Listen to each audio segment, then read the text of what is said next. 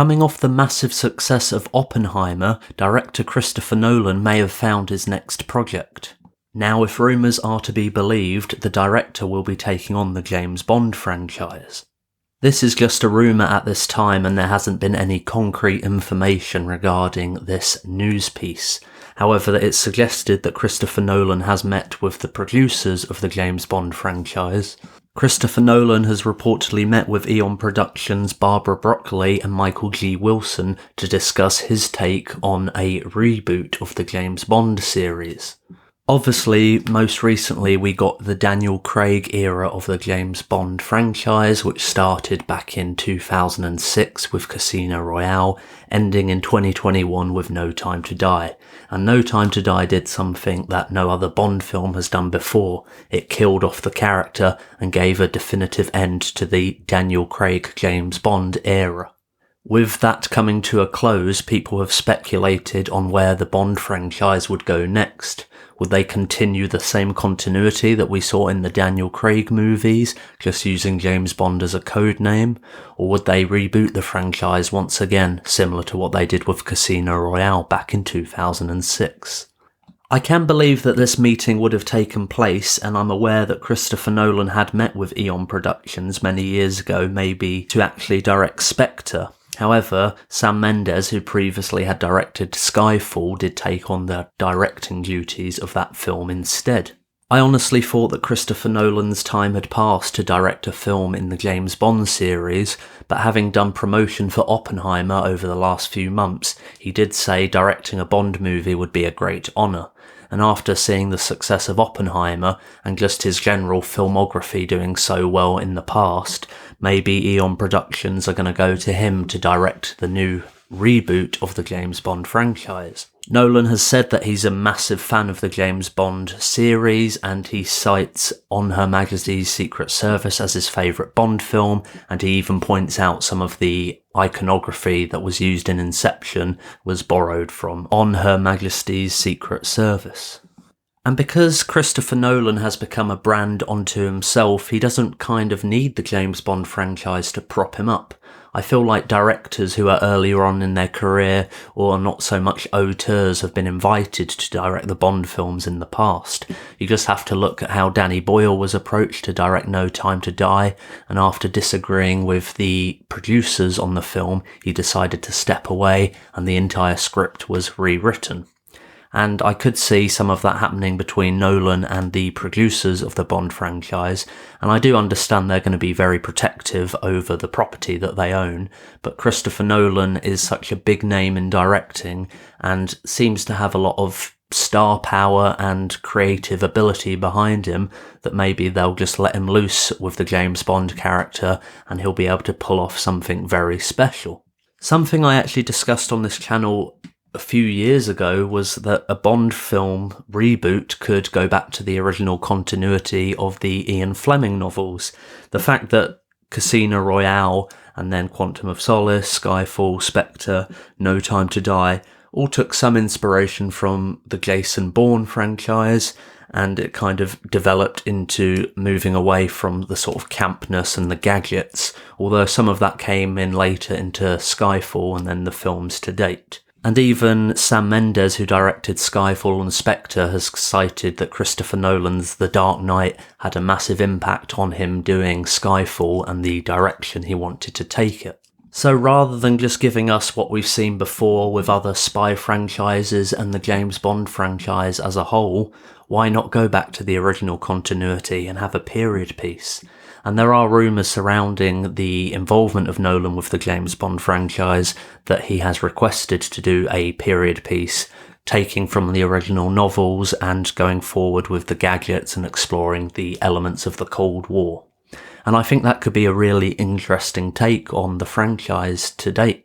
You know, we have seen Sean Connery and Roger Moore's James Bond dealing with the 60s and 70s era, then some of Moore, Dalton and Pierce Brosnan's dealing with the fallout of the end of the Cold War, and then Pierce Brosnan's movie sort of finishing up on a bit of a sillier, campier take, not grounded in reality as such, but it's still being set in the modern era. I think going back to something that we've not really seen before per se, because the first James Bond movie we got with Sean Connery was Dr. No in 1962, and that was set in the 60s. We could go back even earlier than that in the 50s and play out the James Bond character in that era of the Cold War, dealing with the aftermath of the Second World War. It's a period of history that does get a lot of attention, and we even saw this in Oppenheimer with Christopher Nolan delving into the run-up to the dropping of the atomic bomb and then the incidents after that in the 1950s. So I think this could be a really fun way of going back to the roots of the franchise and just giving us something completely new. This could also be the chance for actor Henry Cavill to take on the mantle of James Bond. He's been a front-runner and favourite for the last few years, and he was actually the second choice to reboot the franchise with Casino Royale back in 2006. The only reason he got held back is because Martin Campbell said that he was too young for the film, and they wanted to go with a different route. They thought he needed to be older, so they went with Daniel Craig. Henry Cavill was only around 24, 25 at the time, and they felt having the character that young wouldn't work. Although he did call Henry Cavill's audition tremendous. And if you've seen Henry Cavill's role in The Man from U.N.C.L.E., he sort of bled the sort of iconic James Bond character. And to point out the fact that Christopher Nolan was the writer on Man of Steel and had some involvement as an executive producer on that movie, and probably had some impact on Henry Cavill being cast. It's also reported that Henry Cavill had done a screen test for Batman in Batman Begins, so I'm aware that Christopher Nolan actually knows him as a person, and the fact that Henry Cavill seems to be a front-runner for this role, and it's not the first time they would have brought back someone who was a front-runner before. Timothy Dalton had initially been approached to play the role of James Bond after Sean Connery in On Her Majesty's Secret Service, and then again for Your Eyes Only. Even Pierce Brosnan had been approached to play James Bond in The Living Daylights and then was cast a decade later in GoldenEye. It's clear that the producers do keep their eye on actors who could come back to the role at a later date, and maybe this could happen with Cavill. Having suggested they could go back and do a period piece was something I did want to see, but I think they were going to step away from that as a going forward with the franchise simply because it's very expensive to do a period piece. They have to get authentic costumes and set design and vehicles, and if you're shooting on big sets, and that's something directors tend to do on the James Bond movies in real life locations, that would prove to be very difficult. But then again, if you've got someone like Christopher Nolan who's got a huge creative force behind him, he would be able to secure the funding and be able to pull that off with the studio. And the rumour is that he is going to be attached to direct 2 James Bond movies and will be setting the franchise's direction for the next few years. With Christopher Nolan kind of working in a non-linear fashion in his movies, this may put off the directors, but it could give the fans something new, and people are seeming to take on Oppenheimer and really enjoying it. A 3-hour biopic doesn't almost make $1 billion at the box office. That just doesn't happen. But Christopher Nolan has had an ability to create a film that is going to attract audiences. So if we're getting a non-linear Bond film that explores different parts of his history, Christopher Nolan is certainly the perfect choice to take that forward. As Nolan has said he is such a fan of the franchise, he probably already has a clear vision of what he wants to do with the character, and that gives me some confidence in him taking on this movie going forward, and then maybe doing another film and producing other films in the franchise down the line. However, part of me is against the idea of Christopher Nolan taking on the James Bond franchise. I think he could develop something completely new on his own, and if talks between himself and producers break down, he may go on to create his own spy franchise and do some original trilogy of a spy in the 1950s, for example.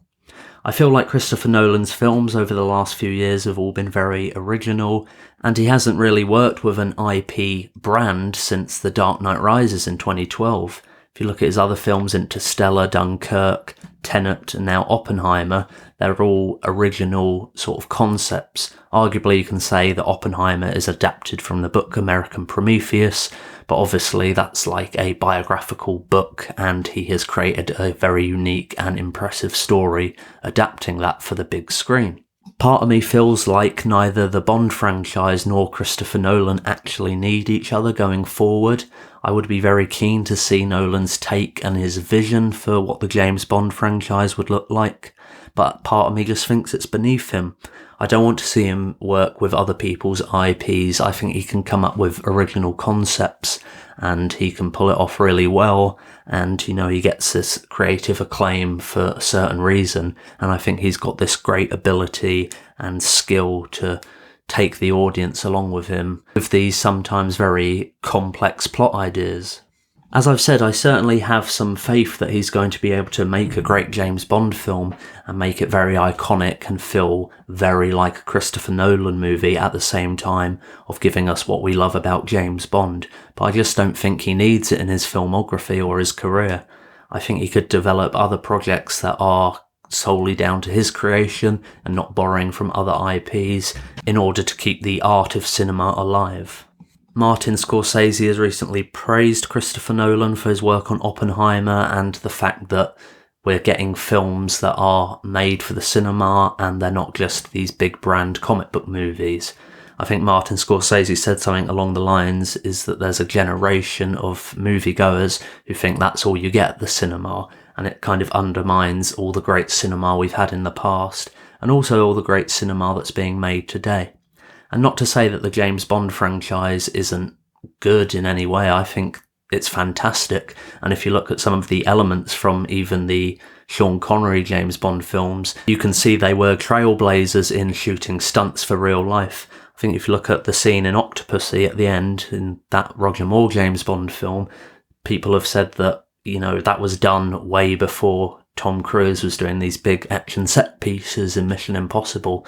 The James Bond franchise is a real trailblazer, and it shouldn't be ignored in its significance to the cinema as a whole. But the fact that it's a branded IP kind of lowers its esteem in a certain way. So I am on the fence about this being true. I think he will have met with the producers, as he's probably keen to get his next project off the ground over the next few months and maybe start shooting it as early as next year.